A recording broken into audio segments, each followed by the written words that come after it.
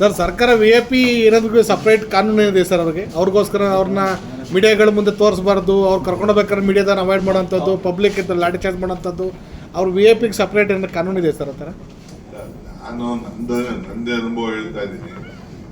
ಈಗ ನನ್ನ ಕರ್ಕೊಂಡು ಹೋಗ್ಬೇಕಾದ್ರೆ ನೀವು ಎಲ್ಲ ಬಂದಿದ್ದೀರಿ, ಕದ್ದು ಮುಚ್ಚಿ ಕರ್ಕೊಂಡು ಹೋಗೋರು ನಾನು ಕೋರ್ಟಿಂದ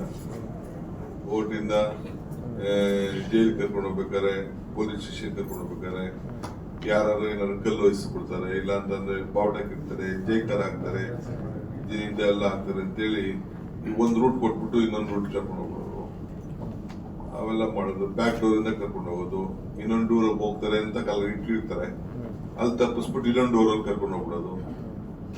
ಆಮೇಲೆ ಕೆಲವು ಹುಡುಗರುಗಳ ಅಭಿಮಾನಿಗಳು ಓಡೋಗ ವ್ಯಾನ್ ಹತ್ರ ಇಡಕ್ ಬರೋರು, ನನ್ಗೆ ಮಗ ತೋರ್ಸಕ್ ಬರೋರು, ಇವೆಲ್ಲ ಆಗೋದು. ಹಂಗೆ ಅವ್ರ ಅಭಿಮಾನಿಗಳು ಏನಾದ್ರು ಹೆಚ್ಚು ಆಗ್ಬೋದು ಕೆಲವರು ಅಂತೇಳಿ